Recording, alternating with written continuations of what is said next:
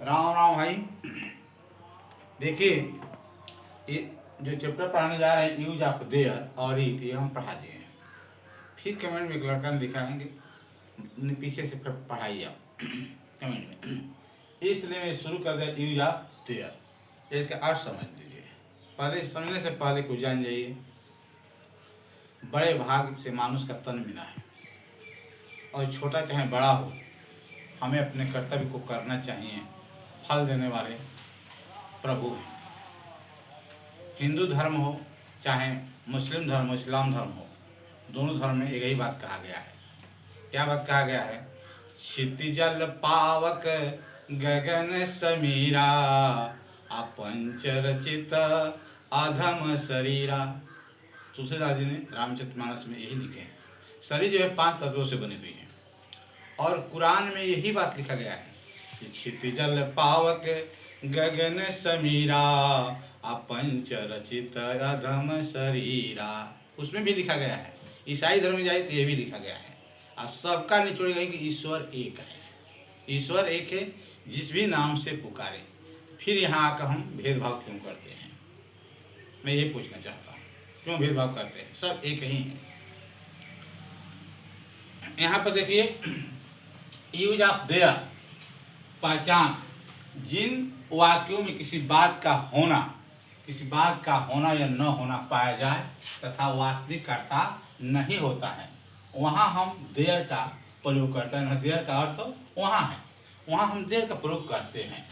एक तरफ से देयर का अर्थ कुछ नहीं होता है, एक तरफ से देयर का अर्थ वहाँ होता है। यह अंग्रेजी भाषा क्या है? एक बनावट। अंग्रेजी भाषा क्या है? बनावट है।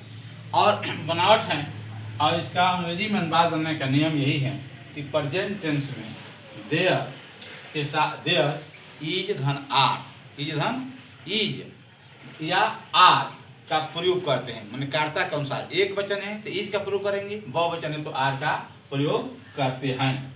जैसे मान लीजिए एक मंदिर, एक कर्ता दिखाई नहीं दे रहा है, एक मंदिर है, तो देयर इज ए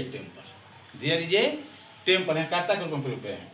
कमरे में 10 लड़के हैं, ये बहुवचन हो गया तो आ लगाए हैं। There are 10 boys in the room हुआ है। अब देखिए आगे, पास्ट टेंस में आएगा, सीधी बात। पास्ट टेंस में एक वचन रहेगा तो वाज, अब बहुवचन रहेगा तो वेयर का प्रयोग करते हैं। जब नदी में पानी था तो there was water in the river. अब देखिए वहाँ 2 लड़के थे, एक तरफ से ये देयर हो गया आपका। There were two boys. अब वहाँ का अंग्रेजी यहाँ देयर लगेगा। ये देयर नियम खातिर आया है, ये देयर जो है नियम खातिर आया है, और वहाँ के यहाँ देयर लिखे हैं। तो देयर आर 2 बॉयज देयर। अगर इस तरह का अनुवाद आता है तो आप इसी तरह बनाएंगे, सीधी बात है। और घुमा चढ़ देता है तो इसके लिए थोड़ा सा आपके पास इंग्लिश ग्रामर होना चाहिए अच्छी। उसको अध्ययन करेंगे तो समझ में विस्तारपूर्वक आ जाएगा। जय जय सीताराम।